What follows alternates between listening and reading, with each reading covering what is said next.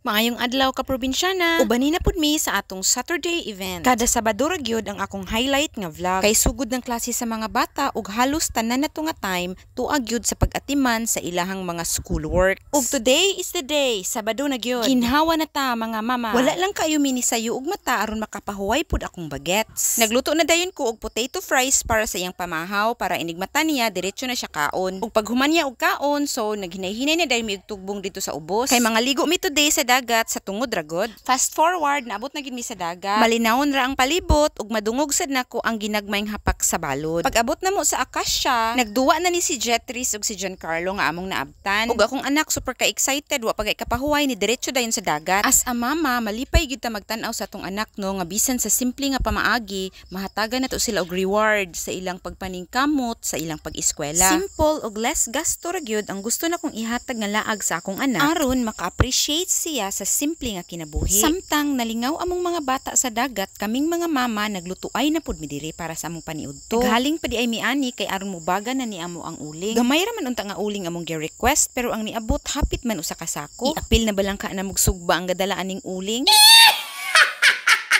Pero joke ra oy, kay namaloy biya ko aning uling. Tampo-tampo man unta mi pero wa na ko gamita kung uling kay syempre na may niabot nga usa ka sako. Giuna na mo og sugba ang pork kay mao man gid ni ang pinakadugay nga maluto. Problema lang pud lagi namo kay dili mi mga Girl Scout ug wa mi kadala og kumpit. So nagantos mi sa tumang kalisod ug sa tumang kainit aning among gipangbali nga mga pork. Nagkapaig-paig man gaining uban kay maglisod lagi migbalik kay init kaayo. Among gibuhat ana kay nagkuha na lang mi og gala ug mo'y among gikuhit-kuhit. Pagkaluto na sa pork, gisunod na dayon namo ang bangus. Kani hinuong bangus dili kay ni struggle kay kausara man ni siya balihon. Ug salamat sa tag-iya sa bangus kay klaro kay kugihan pag-abot sa dagat limpyo na ning bangus napagyoy mga lamas ang sulod. Kaning kilid sa bangus gibutangan pud din namo og baga kay diri namo itak-ang among hinulmang kaldero. Magisa ra jud mi diri gamayng pasayan. Nagpainit ra mig mantika ug nagisa og ahos ug bombay. Gisunod na dayon namo lunod ang pasayan. Jutay ra gyud ni among pasayan kay mahal kayo ang kilo karon. Tilaw-tilaw ra gyud og tambal sa kaibog. Gibali na pud namo among bangus gamit among magic gala.